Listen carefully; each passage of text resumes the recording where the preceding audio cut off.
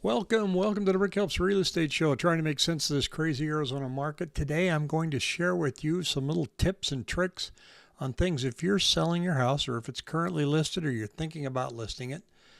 Some of the things that you should know, that you should be aware of, and how well you should know your market when you're deciding what price to list your house at. Because there's nothing worse than sitting with a realtor and having them pull up the comps and you both agree on a price or you both agree to try a price. You've listed the house, you're getting ready for showings, and nobody shows up. There's nothing more frustrating in real estate than that.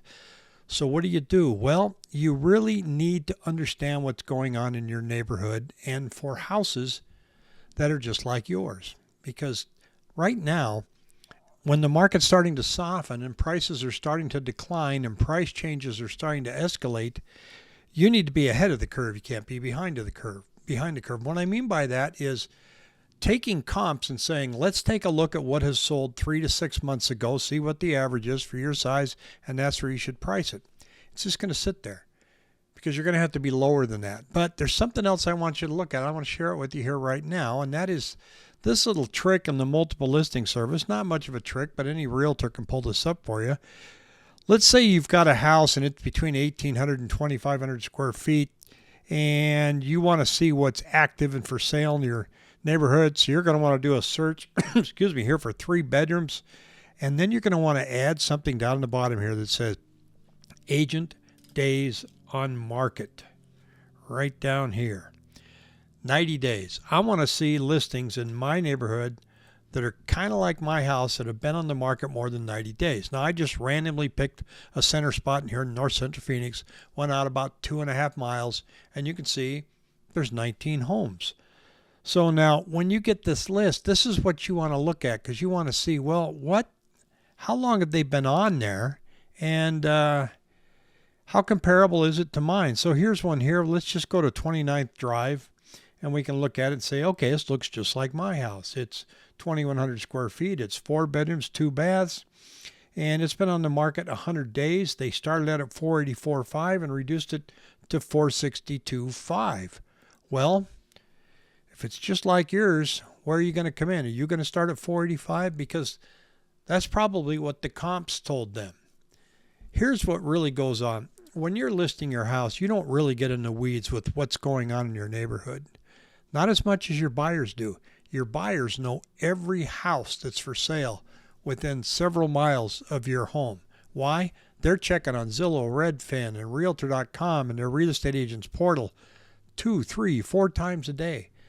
They know more about your neighborhood and what's for sale than you do because they are wanting to move there. You're concentrating your efforts on the neighborhood that you're going to move to. How drilled in are you on what's moving and what isn't moving in your immediate area for houses comparable to yours? I'll give you an example. I had a listing once, and I sent some data to my seller, and I said, and she started out too high, and tried to pull it down. She was kind of digging her heels in. No, this is the money I need. This is the money I need. And but we weren't getting any showings. And so I pulled up a search and said, here's what has sold in your immediate area in the past 30 days, like 3 homes. And she snapped back and said, I don't care what's sold. She goes, I want to know, or how did she put it? She goes, I don't care what's sold. She goes, mine's been on the market for over 60 days. So I pulled up the immediate neighborhood and the whole area, and I said 40% of the homes in your area have been on the market longer than you have. Now you should know that. If you're listing your house and your traffic's low, you need to know some of those statistics. You need to know what's going on. Is there people coming in and they looking, or are they watching? Because right now the accumulative days on market is climbing and climbing, as you can see here by this chart. It's not going down. It's getting worse. And these are homes, of course, that were listed probably in November. So you got November and December and half of January, and they haven't got a contract for 74 days on average. But here's our listings under contract right now. You see they're going up, but they go up seasonally anyway, as you can see right here. So I expect that to happen. And will they continue to go down after the spring? How much lower than last year do you think we're going to lag? We don't know. But what this is telling you is that you probably need to be priced ahead of the market, not behind it. Now, when you look at listings, new listings that are coming by month, you can also see that we're putting more new listings out there than we have the 1, 2, 3, 4, 5 years prior. So we are showing more listings showing up. But look at all the price changes. These are people that didn't get it right out of the gate. They were too optimistic. You don't want to be that person.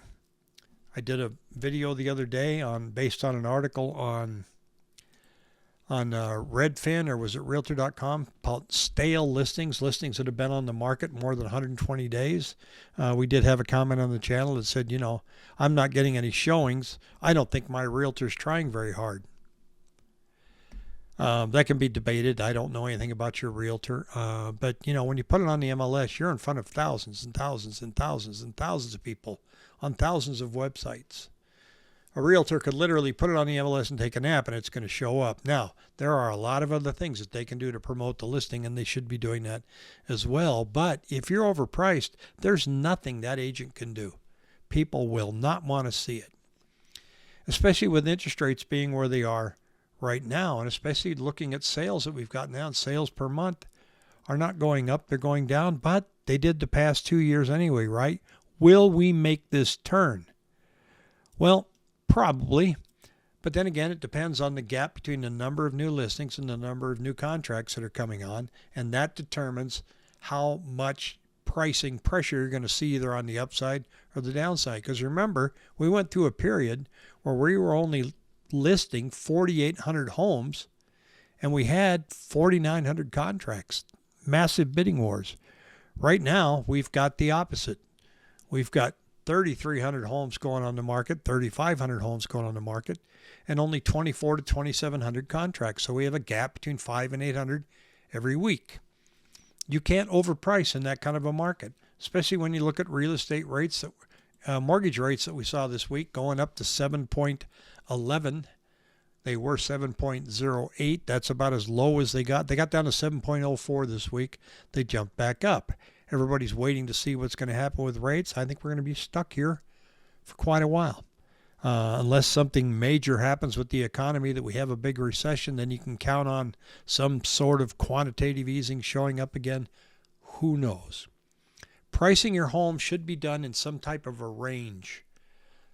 Some of the problems that we have is that we see a price, we've analyzed living daylights out of it, we're confident in that price, we put that price out on the open market, it sits there and we're stuck.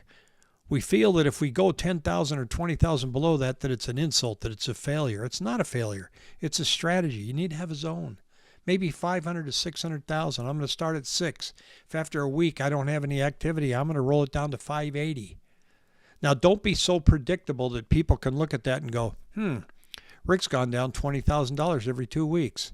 It's been almost 2 weeks. I'm going to offer him $20,000 less. So don't do that. But go ahead and make bold moves. If your house is sitting on the market and you need to sell it, there's a lot of people right now listing their homes that don't need to sell them. They're just trying just to see, they're kicking tires and saying, well, let's see if I can capture some of this equity. Maybe I can, maybe I can't. But for people that need to sell, you need to be bold, because the buyers are out there. There's just not as many, and they're looking for bargains today.